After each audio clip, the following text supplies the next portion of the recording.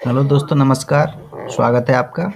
इस सीरीज में हम देख रहे हैं पीसीएस के लिए घटना चक्र की समसामयिकी, जिसमें हमने 3 वीडियो देख लिए हैं और ये चौथा वीडियो है जो कि नवंबर-दिसंबर की मैगज़ीन से लिए जा रहे हैं। और इसको आपको देखना बहुत ही ज़्यादा एक तरह से ज़रूरी हो जाता है, क्योंकि करंट अफ़ेयर्स का जो है मामला मान के चलिए आप 30 से 35 और 40 के बीच में जा रहा है इस समय पीसीएस में। तो लगभग हम कोशिश करेंगे कि लगभग कुछ क्वेश्चन छूटे ना बिल्कुल भी करंट से कम। और बाकी के जो मेरे पुराने तीनों वीडियो हैं आप लास्ट में आपकी स्क्रीन पर आ जाएंगे, उन्हें देख सकते हैं। तो चलिए जल्दी से स्टार्ट करते हैं। आज देखेंगे हम संधि और समझौता। जो भारत थाईलैंड के मध्य एक समझौता हुआ है मादक दवाओं और मादक पदार्थों को नियंत्रण करने के लिए सहयोग से रिलेटिव। तो ये आपको ध्यान में रखना है, मादक दवाओं से रिलेटिव किसके साथ हुआ है? थाईलैंड के साथ हुआ है। देखिए दूसरा ये एनएसडीए और ब्रिटिश काउंसिल के मध्य में समझौता हुआ है। एनएसडीए क्या है? राष्ट्रीय कौशल विकास एजेंसी है ये एनएसडीए हमारे भारत की, और ब्रिटिश काउंसिल के मध्य समझौता हुआ है। इसका उद्देश्य क्या है? उद्देश्य देखिए ये लिखा हुआ है, कौशल विकास के क्षेत्र में भारत व ब्रिटेन के मध्य ज्ञान का आदान प्रदान करना है तथा अनुसंधान के क्षेत्र में सहयोग बढ़ाना है। तो ये इंपॉर्टेंट हो जाता है अपने आप में। देखिए भारत सरकार और एशियाई विकास बैंक के मध्य में जो समझौता हुआ है, यह जो है गंगा नदी पर सड़क मार्ग पुल बनाने हेतु 500 मिलियन अमेरिकी डॉलर के ऋण को समझौता दिया गया है। ये आपको ध्यान में रखना है। और एशियाई विकास बैंक आपको पता होगा चीन में इसका हेडक्वार्टर है। देखिए एक इम्पोर्टेंट ये है, भारत फिलिस्तीन के मध्य जो समझौता हुआ है वो किस लिए हुआ है? रमाल्लाह में जो है टेक्नो पार्क की स्थापना हेतु ये समझौता हुआ है। ये फिलिस्तीन के मध्य में और भारत के मध्य हुआ है दोनों। ये ध्यान में रखना है। और ज़्यादा ऐसी चीज़ें नहीं हैं इसमें समझौता में जो आपको एक तरह से बताई जाए, इम्पोर्टेंट कही जाए। बाकी का तो आप नॉर्मल सी चीज़ें हैं सारी, जो आती नहीं है एग्जाम में। संघ और संगठन देख लेते हैं नेक्स्ट। अब देश के पहले भुगतान बैंक का शुभारंभ जो किया गया है वो एयरटेल लिमिटेड द्वारा राजस्थान में किया गया है। तो ये आपको ध्यान में रखना है। ये अंतर्राष्ट्रीय सौर गठबंधन जो है, आप पता होगा आपको, इस पर जो है 20 से अधिक देशों ने अब तक हस्ताक्षर कर दिए हैं। और ये अंतर्राष्ट्रीय सौर गठबंधन आपको पता होगा पेरिस सम्मेलन में प्रधानमंत्री मोदी जी की अगुवाई में ये किया गया था, जिसका हेडक्वार्टर आपको पता होगा गुरुग्राम में, जिसका गुड़गांव कहते थे पहले, उसमें है। देखिए मुख्यालय भारत में ही है, गुरुग्राम में। बाकी का इम्पोर्टेंट नहीं है ये वाला। और विधि न्याय से देख लेते हैं, जो भी चीज़ें इम्पोर्टेंट होंगी उनको। देखिए कुछ दिनों पहले यानी 17 अक्टूबर की ये खबर है। तो ये क्या है, उत्तर प्रदेश राज्य ने जो है राजस्व संहिता नियमावली 2016 जारी करी।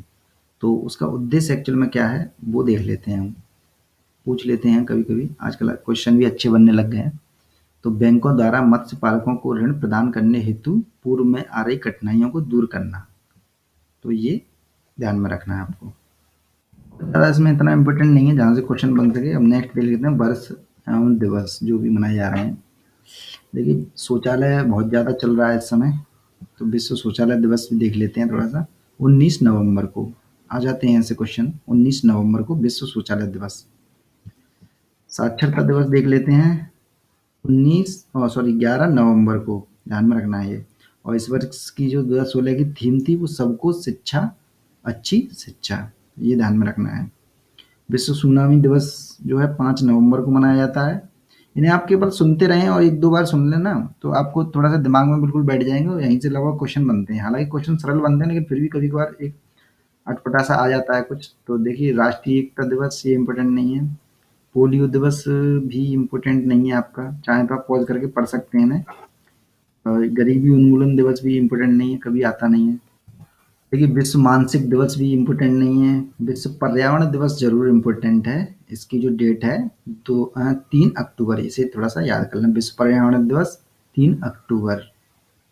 थीम याद करने की जरूरत नहीं है ज़्यादा, आएगी नहीं। अगर पूछी जाएगी तो एक महीने के अंदर यानी कि फरवरी के अंदर जो भी कोई दिवस होगा उस रिलेटिव थीम हम देख लेंगे।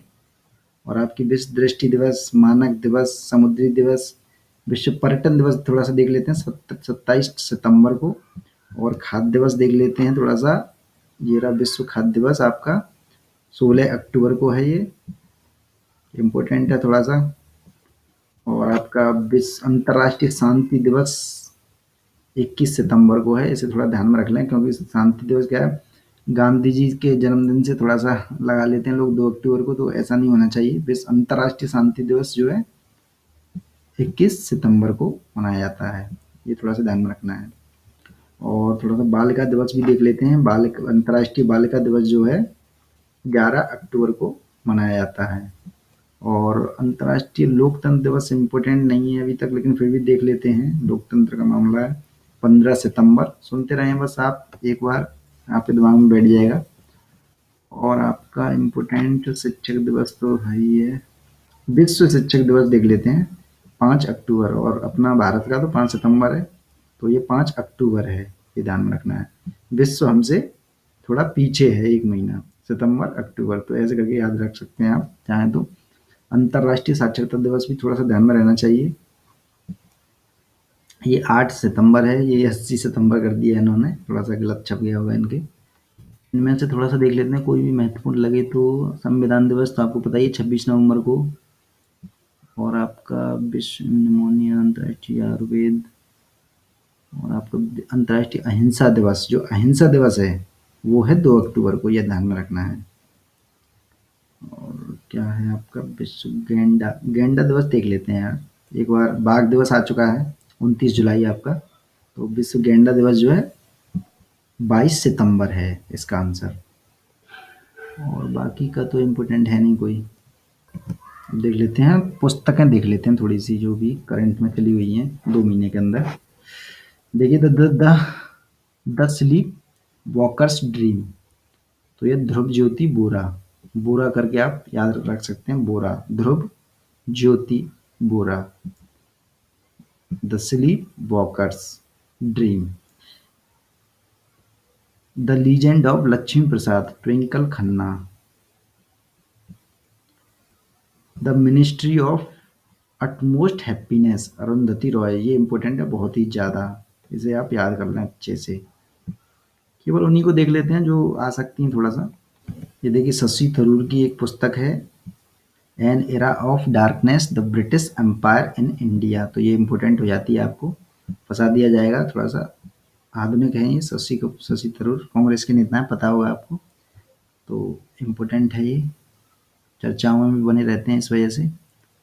और इम्पोर्टेंट देख लेते हैं इसमें एक आध, ये रही आपकी अमीश त्रिपाठी जी की जो है the immortals, the immortals of Meluha, important है ये, the immortals of Meluha, Amish Tripathi.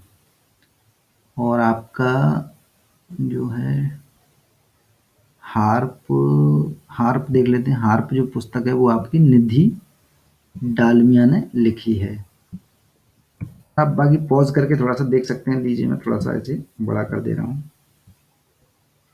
इसे पॉज करके थोड़ा सा देख लें तो ज़्यादा बेहतर है। बाकी का विविध में देख लेते हैं, इम्पोर्टेंट कभी कभार इससे आ जाता है, जैसे टाइम की 100 सबसे शक्तिशाली तस्वीरें जो थी उनमें जो है महात्मा गांधी की चरखा को भी शामिल किया गया है, तो ये ध्यान में रखना, महात्मा गांधी का चश्मा, चरखा, पादुक, ऐसे करके एक तरह से दे सकते हैं, तो चरखा उनका है इम्पोर्टेंट। देखिए बहुत ही ज़्यादा इम्पोर्टेंट है, उत्तर प्रदेश से रिलेटिव है, यूपी पीसीएस का एग्जाम भी आ रहा है। देखिए एशिया के प्रथम साइकिल हाईवे का उद्घाटन, यानी एशिया का सबसे पहला साइकिल हाईवे है ये, जो आगरा से इटावा के लिए बनाया गया है, लॉइन सफारी तक। तो ये आपको बिल्कुल दिमाग में रख लेना है, ये समझ लीजिए आने वाला है किसी भी एग्जाम में, यूपी से रिलेटेड कोई भी एग्जाम हो उसमें।